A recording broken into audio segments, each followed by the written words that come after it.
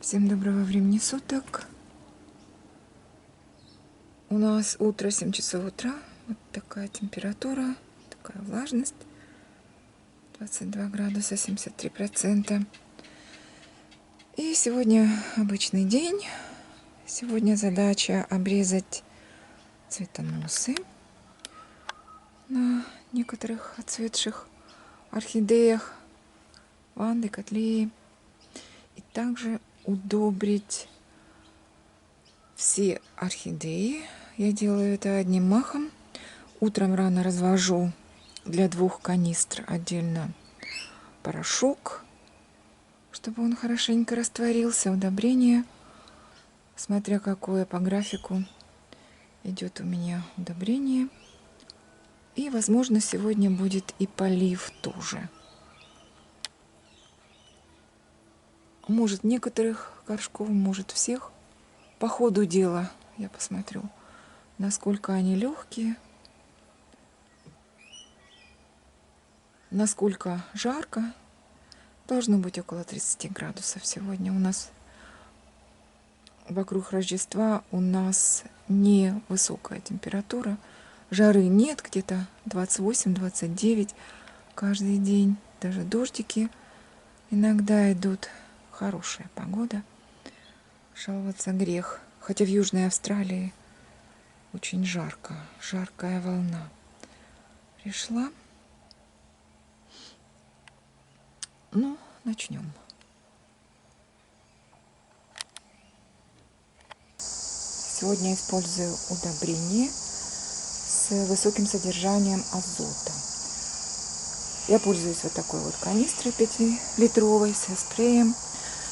Храню удобрение в коробочке, и всегда то, которое наверху, это значит, я использовала его в прошлый раз и буду использовать другое, то, что лежит внизу коробки.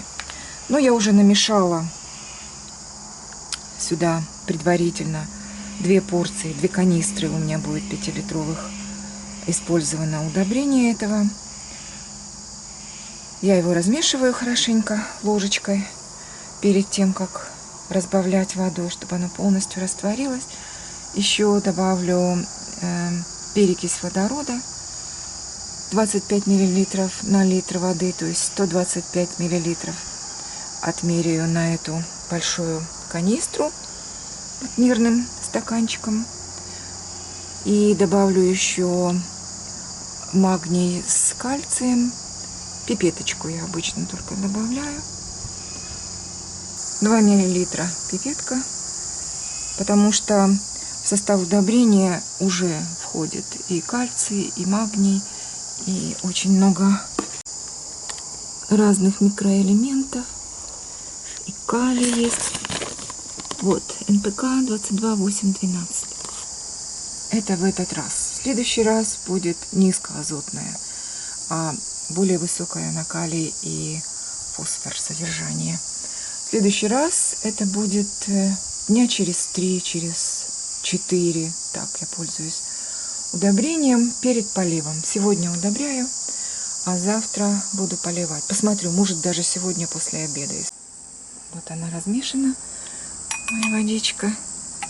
Меряем. 196. Перекись водорода наверх. Масочку надеваю и иду поливать, прыскать, удобрять. Поливаю все подряд.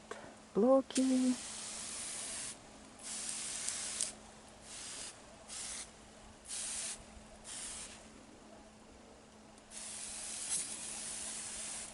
Удобрения. Корни, горшки.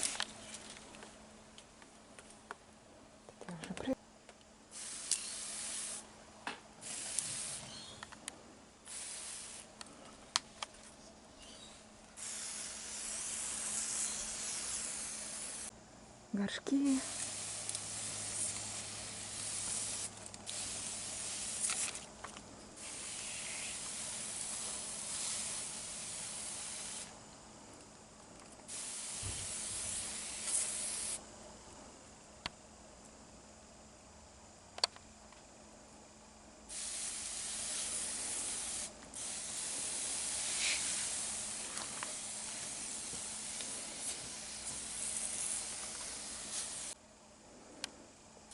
лаванды,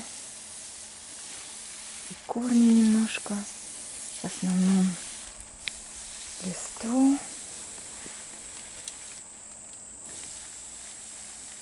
У меня просто сейчас в этот раз задача больше продезинфицировать и удобрить заодно, потому что у меня перекись водорода, смесь сейчас. И цветущие, и не цветущие, растущие, все абсолютно одинаково должны быть удобрены.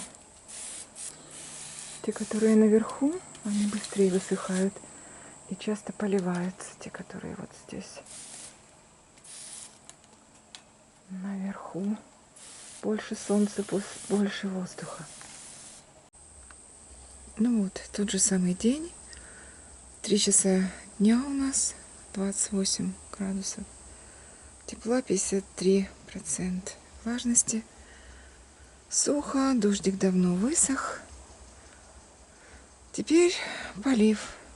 После того, как я удобрила утром, 9 часов, разбрызгала удобрение, теперь полив. Поливать буду не все, а только с голыми корнями, орхидеи, блоки и небольшие горшки.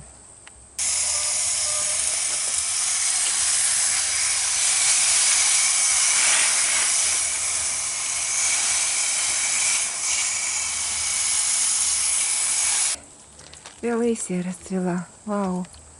Один бутон открылся.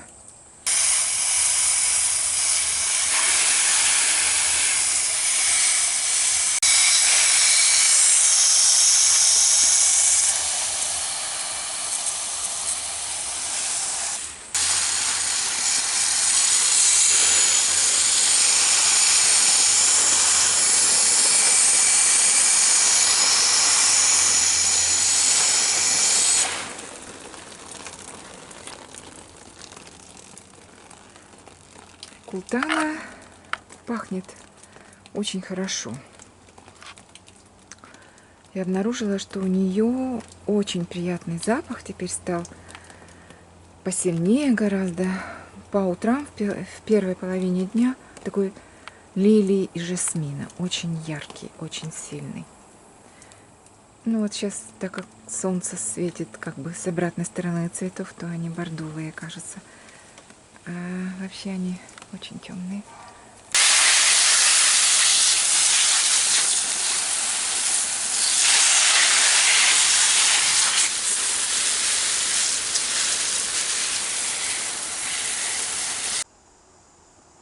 И на следующий день после полива моего у нас прошел дождь. Сейчас почти 10 часов утра, 79% влажность, 24,9, 25 градусов тепла. Уже и дождик высох с листочков почти что. Все такое мокрое было недавно. До сих пор мокрые. Конечно, все. Субстрат любой мокрый.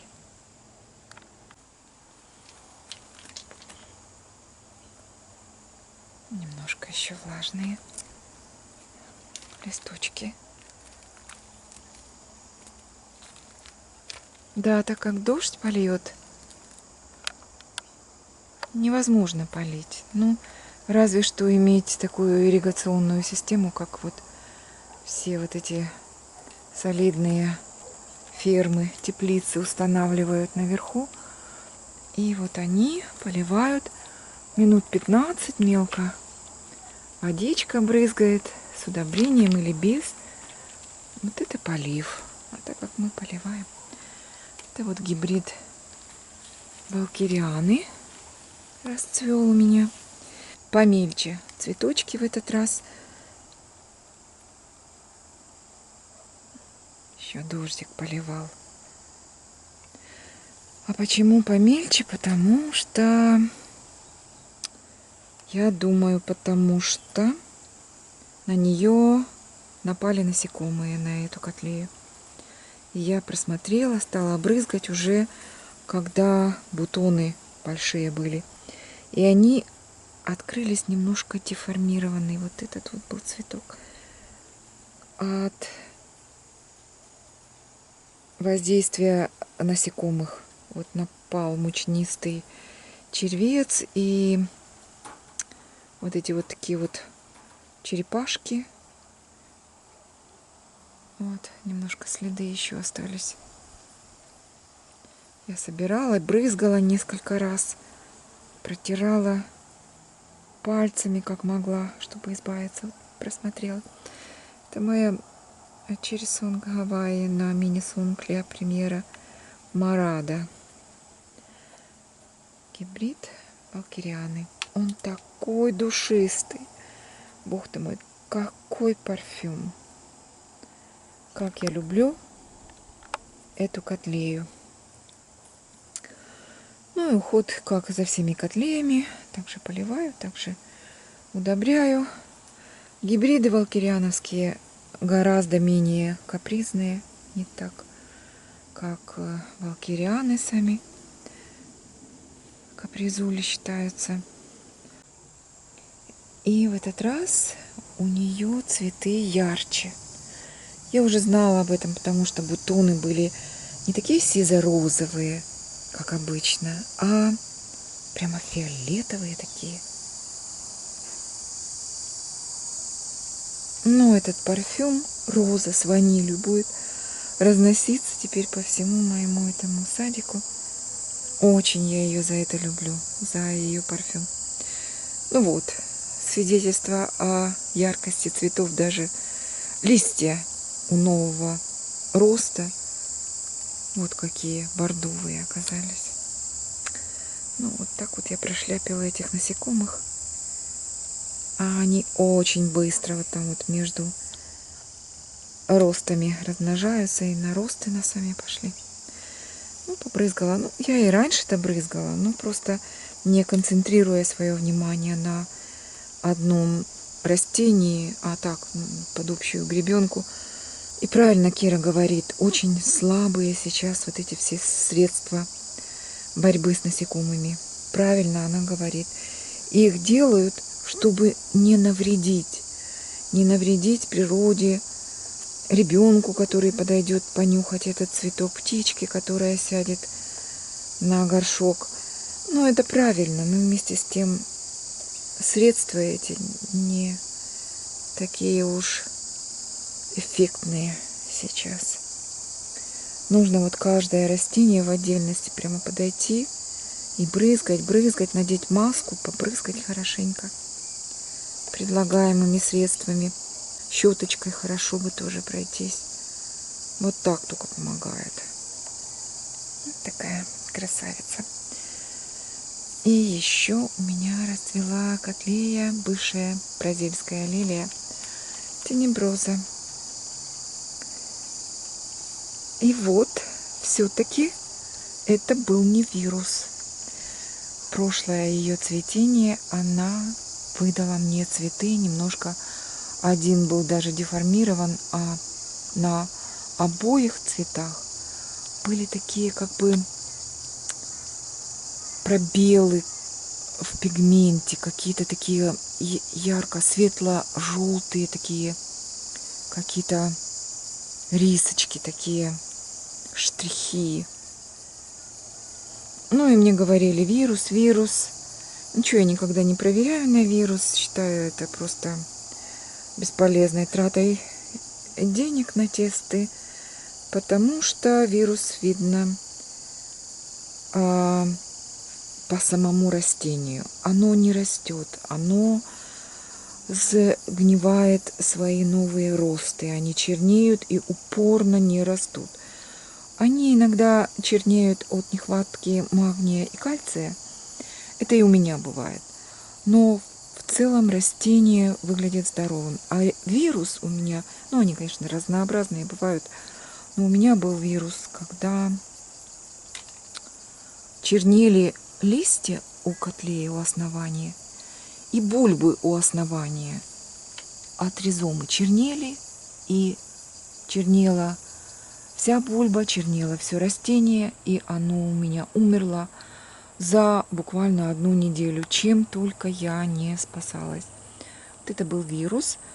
Ну и также теоретически я знаю, что котлеи, которые не растут, вот они могут быть вирусные. Вирус, я давно читала, не передается воздушно-капельным путем. То есть, если у вас рядом другие растения, другие орхидеи, вирус на них не передастся ни водой общезамачиваемой, ни брызгами, ни воздухом. Я в это верю, потому что у меня как была та больная одна котлея, больше никто вокруг не заболел. Хотя она висела над какими-то другими. Поначалу она ведь не была больной. Но после покупки где-то через месяц она у меня стала пропадать. Поэтому, конечно, купленные новые орхидеи есть смысл устраивать им карантин. Ну и вместе с тем не расстраиваться, если одна котлея вот так вот заболела. Я считаю, что вирус не передастся. Я об этом читала когда-то давно, не буду сейчас искать источники. И миссис Orchid Girl, вот она тоже как-то об этом говорила, я помню, в своем видео давным-давно. Но что действительно опасно, это не соблюдать стерильность ваших режущих инструментов. Вот это действительно то, что передает вирус от одной орхидеи к другой. Я когда-то читала в орхидейном журнале статью, как один человек вспоминает, как он начинал свою орхидейную коллекцию. Они устроили всей семьей большую теплицу, и там были разнообразные орхидеи, и все шло хорошо где-то год, пока не приехала теща. Не приехала теща со своими ножницами, и она стала ходить от орхидеи к орхидее, обрезать некрасивые, на ее взгляд, кончики листьев, коричневые кончики листьев, одними и теми же нестерильными ножницами. И вся его коллекция вымерла от вирусов. И он потом начал опять все сначала, все с нуля. И вот такая вот была история. То это правда, это действительно самое главное — соблюдать стерильность ваших ножниц. А у меня в прошлом году моя тенеброса была очень здоровым, пышущим просто здоровьем растением. И вдруг цветы у нее вот такие получились с какими-то discoloration. Но я думаю, это от того, что она у меня стояла вот там вот на краю, на самом. И я ее засушила. Просто банально не поливала вдосталь. Такая моя теория. Я ее засушила во время образования бутонов. И поэтому у нее были такие цветы вот, дефектные. В этом году я поняла, осознала свою ошибку и поливала ее вдоволь. Тенеброза растет во влажных бразильских лесах. И даже в зимнее время, когда они поливаются меньше, она не любит пересыхать. Вот такая-то капризная котлея. Опа, какая у нее красивенная. Так ее и называют, коричневая котлея. Котлея тенеброза, Rainforest. Это котлея с умеренных температур. Она растет у нас вот в нашем климате прекрасно.